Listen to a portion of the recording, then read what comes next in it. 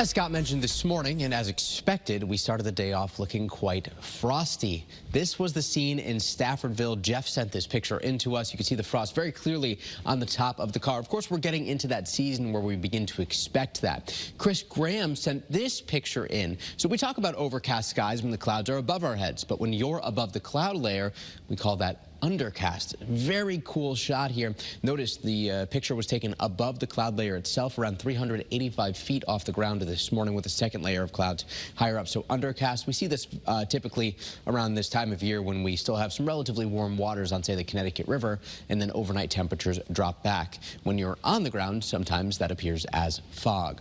Temperatures across the state inland in the 50s right now, along the shoreline upper 50s. We're still at 52 in Tolland and Torrington, 55 in Windsor Locks and Meriden, but we're slowly watching places warm up. And take a look at our iCam here in Torrington. Lots of foliage, especially in the northwestern part of the state as we approach peak foliage. If you want to get out and do some leaf peeping, some awesome weather on the way, not only this week, but throughout the weekend. A live look at our iCam right now in Hartford, overlooking our capital city, 53 degrees. We're expecting a mix of sun and clouds for now, but we are going to watch temperatures climb back up into the 60s. We actually end the day a little bit warmer than where we did yesterday. You'll notice our hour-by-hour forecast, both inland and at the shoreline, by 2 o'clock into the lower half of the 60s, some spots into the mid-60s through 3 and 4 p.m. Temperatures start to drop around 5 o'clock because the sun will be quite low in the sky.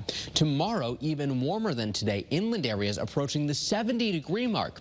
And there will be a bit of a disturbance in the Great Lakes, and that could actually help to bring some cloud cover through, so don't be surprised if you do see some clouds tomorrow. But First Alert Futurecast otherwise showing dry conditions lasting. High pressure reestablishes itself. That's in control as we get closer to the end of the work week. We'll be watching some low pressure to our north, but this is going to slow down a bit as high pressure blocks it from actually reaching us. So we're expecting dry and warm weather Thursday, Friday, and Saturday. Normally this time of year, our average high temperature for the Hartford area, as of today, goes to about 60 degrees. By November 19th, the average high for the Hartford area drops to 50. And so far this month, we've seen quite a few days either slightly below average, if not above. Take a look at the first week of the month, all those red squares signifying just how warm we were. We're expecting more warmth as we get into the end of the month, likely ending on a bit of a warm note.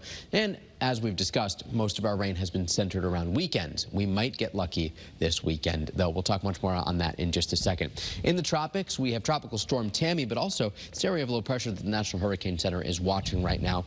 Tammy still expected to maintain its strength as a Category 1 hurricane before weakening and recurving back out toward Bermuda. So for today, temperatures for most about 60 to 65 degrees.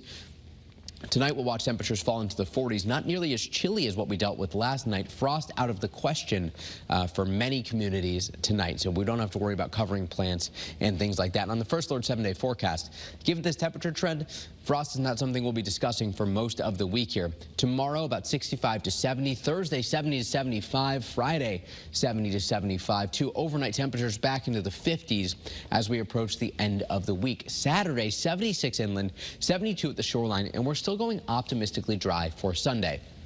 But as we discussed, that area of low pressure will be approaching. The front will be approaching too. Kara, right now we think the greatest risk for showers comes on Monday of next week as temperatures start to fall back.